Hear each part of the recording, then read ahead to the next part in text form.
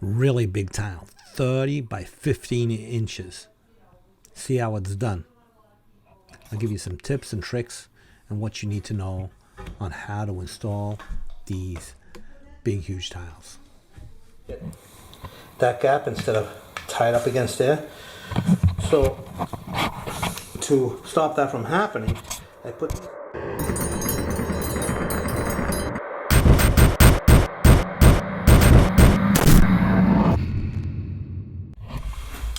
okay, so tiles are getting bigger and bigger all the time.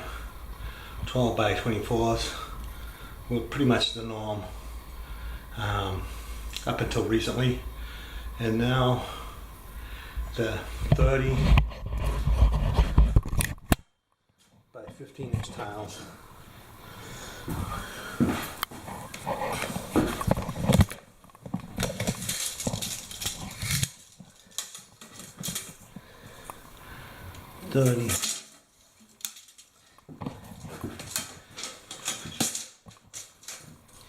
by 15-inch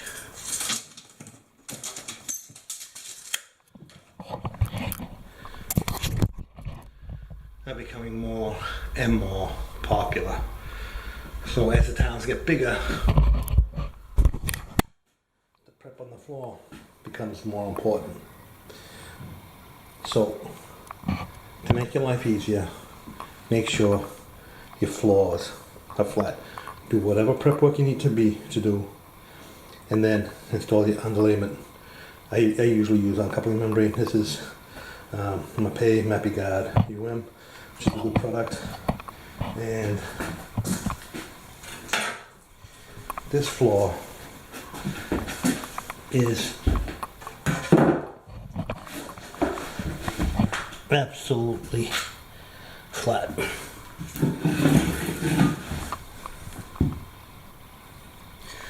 Flat as can be.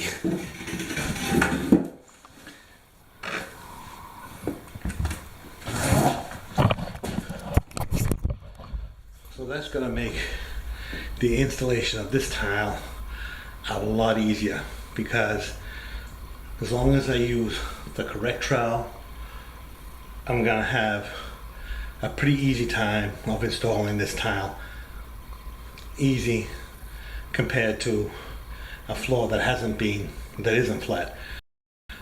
Big tiles are not easy to install. But anyway, so I'm just laying it out.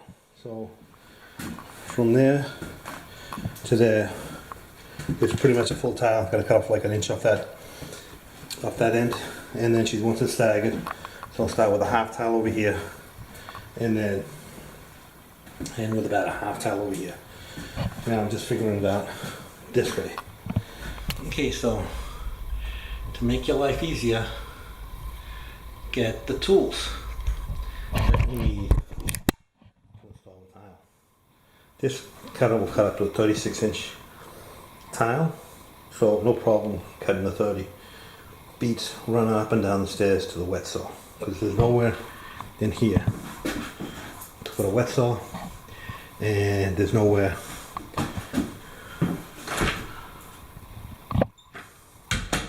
out there.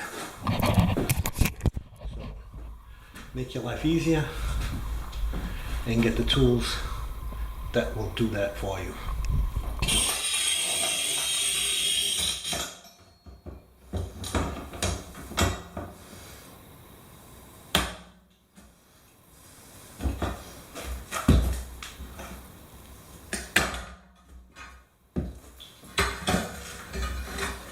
Okay, so because these are such big tiles and the area is small, it's not that big, I'm actually just dry laying these and cutting them in.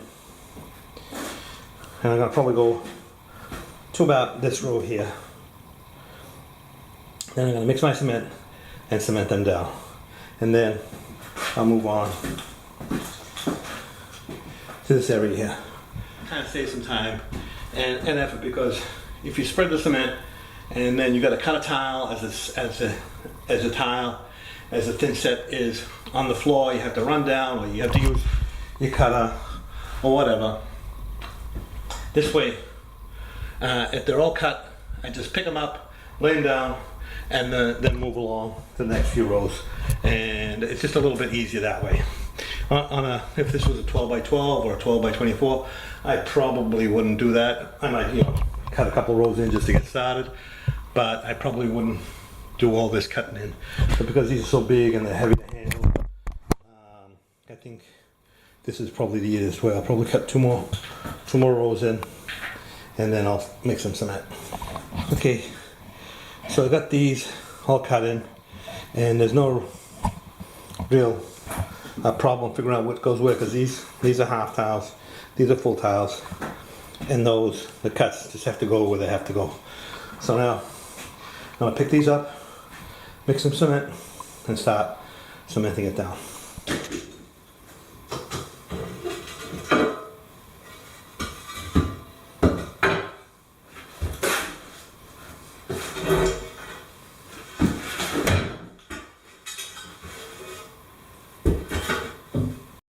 Okay, so I hope you enjoyed this video and getting a few good tips out of it. Please leave your comments in the comments section. Don't forget to subscribe and hit that notification bell so you get notified of my videos. I have a new video every Saturday at about 7:30 a.m., sometimes before that. And occasionally when I have the time, I will have a mid-week video. So don't forget to subscribe and check out the description for many useful links. Also the cards and the end screen have some good useful links. Thanks for watching. Let's mix some thinset. Okay, so I'm going to use a 3/4 inch U-notch trowel, and then skim coat the back of the tile. 1 millimeter. Where's this 1 millimeter?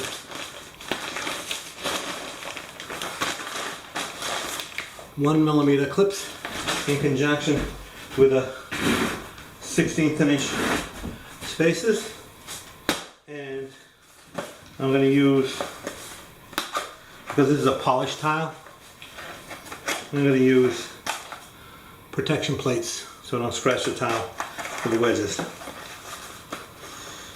So let's mix some thinset.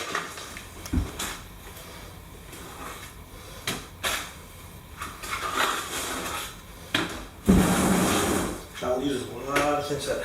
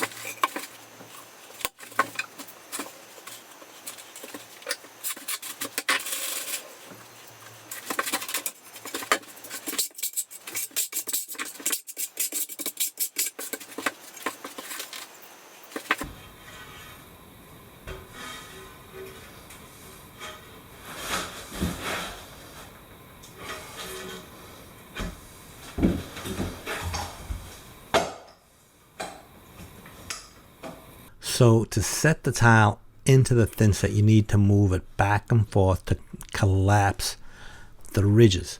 So the suction cup that I'm using here just puts a handle on the tile and makes it easier for me to move it back and forth and get the coverage that I need for these big, huge tiles.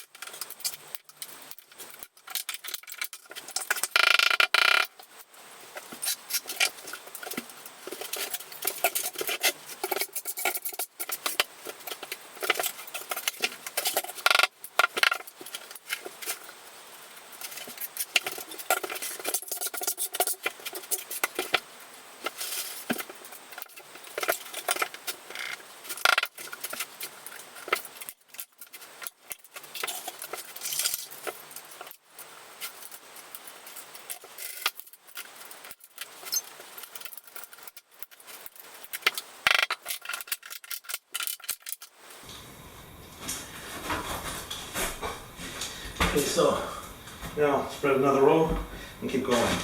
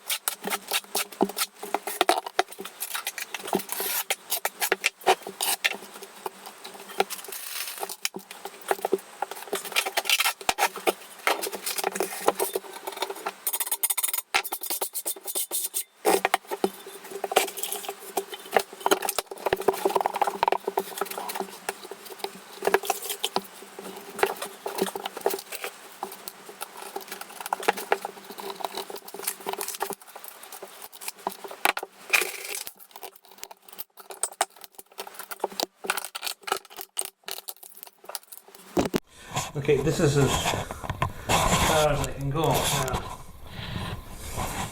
Locked into a corner here. So anyway, see how I got this piece of scrap tile right here? And so that's to hold the clips in place while the thinset dries. Because as the thinset dries, it tends to push these out a little bit, like that. So you get that gap instead of tied up against there. So to stop that from happening, I put these in so they're ready for the next day. Then I get a scrap piece of tile.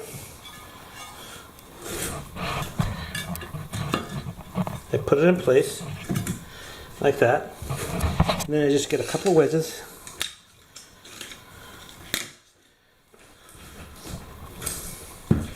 Another one here. A couple of wedges. Make sure that's nice and snug.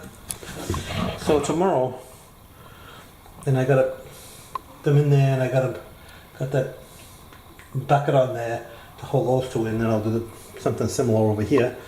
And so tomorrow when I come, my wedges, my clips are in place, ready to finish this floor.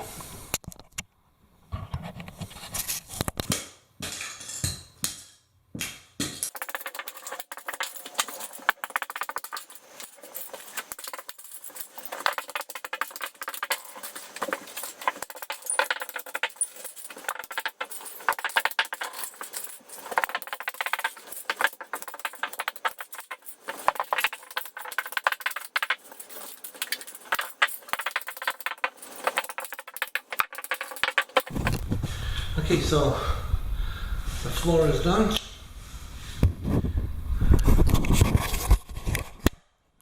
Just need to grout it as flat as can be. Shell's also all grouted and caulked. So I'm just gonna grout this floor now, and I'm gonna be completely done with this bathroom. Down here, that's silicone. Over here, that's right here, that's also silicone. So we got a perimeter movement joint all the way around. That wall tile at the curb is on top of the floor tile, and there's space for movement under there as well. So baseboard's going on top, it's going over here. So gonna finish up this floor. So the grout I'm using on this floor and on the shell walls is Mapegard Ultra Color FA, which is an advanced grout. I have a video that explains in detail how to use this grout and the benefits of it, so I will link that video in the cards and possibly in the end screens. So if you're wondering how to grout using this particular grout, I will link that video.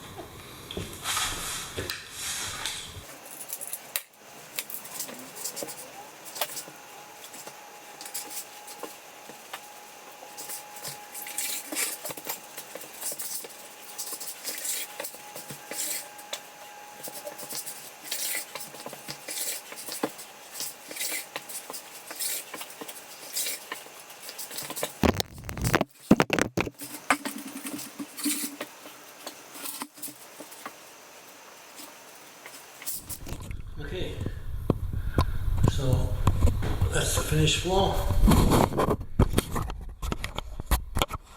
All grouted and done.